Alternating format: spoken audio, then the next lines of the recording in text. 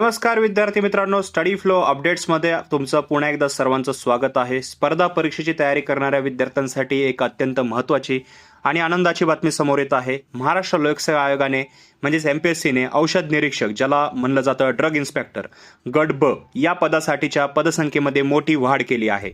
आधी ही भरती 109 पदांसाठी होणार होती, पण आता त्यात 45 नवीन पदाची भर पडून 154 पदांसाठी ही भरती प्रक्रिया राबवली जाणार आहे. नमस्कार विद्यार्थी मित्रांनो, चॅनलवर नवीन असाल आत्ताच सबस्क्राईब करा आणि ऑल नोटिफिकेशनवर क्लिक करा.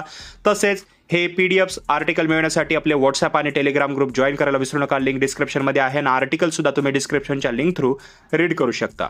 याच्यामध्ये आता महत्त्वाचे बदल आणि सुधारित तक्ता आपण पाहूया. स्क्रीनवर तुम्ही पाहू शकता. व्हिडिओची क्वालिटी थोडी इन्क्रीज करा.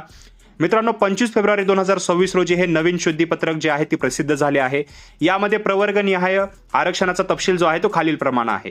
एकूण पदे जर पाहिले तर 154 आहेत. याच्यामध्ये ओपन 47 पदे, OBC 26 पदे, SC या प्रवर्गाची 21 पदे आणि ST या प्रवर्गासाठी 13 पदे आहेत. तसेच महिला, खेळाडू, अनाथ आणि दिव्यांग बांधवांसाठी सुद्धा पदे आरक्षित त्याच्यात देण्यात आलेली आहेत. आता याचा फायदा काय? तर पदसंख्या वाढल्यामुळे साहजिकच कट ऑफवर त्याचा सकारात्मक परिणाम होईल आणि जास्तीत जास्त विद्यार्थ्यांना मुख्य परीक्षेची किंवा निवडीची संधी मिळणारच आहे. जॉब रोल आणि पगार पाहूया. तर बघा, पद काय आहे तर औषध निरीक्षक, ज्याला ड्रग इन्स्पेक्टर म्हणलं जातं, अन्न व औषध प्रशासन विभागामध्ये येतं. हे म्हणजे FDA मध्ये काम काय असते तर औषध निर्मिती कंपन्या आणि मेडिकल स्टोअरची तपासणी करणे, औषधांच्या गुणवत्तेवर नियंत्रण ठेवणे आणि कायद्याचे उल्लंघन झाल्यास कारवाई करणे. हे अतिशय जबाबदारीचे आणि प्रतिष्ठित पद आहे. याचा जो पे स्केल जर पाहिला तर औषध निरीक्षक हे जे पद आहे ते गट ब राजपत्रित पद असल्याने याचा अंदाजे पगार जो असतो तो S15 आहे. याचा जो पगार असेल तो जवळपास 41,800 ते 1,32,300 या श्रेणीत असतो.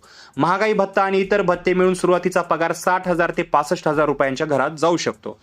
आता माझा पर्सनली विद्यार्थ्यांसाठी सल्ला आणि पुढील पाऊल काय असू शकतं तर बघा, आता काय करायचं आहे. जर तुम्ही याआधी अर्ज केलेला असेल तर तुमच्यासाठी एक सुवर्ण संधी आहे. अभ्यासाचा वेग वाढवा. ही जाहिरात 19 जुलै 2025च्या मूळ जाहिरातीचाच भाग आहे. त्यामुळे इतर अटी व शर्तींमध्ये कोणताही बदल झालेला नाहीये.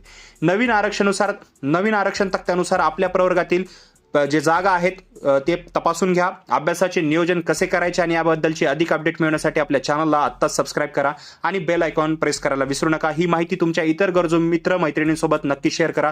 लवकरच भेटूया एक नवीन अपडेटसह. तर व्हिडिओ पाहिल्याबद्दल मित्रांनो धन्यवाद. तुमचे जेही कॉमेंट्स असतील किंवा जेही तुमचे प्रश्न असतील खाली विचारायला विसरू नका.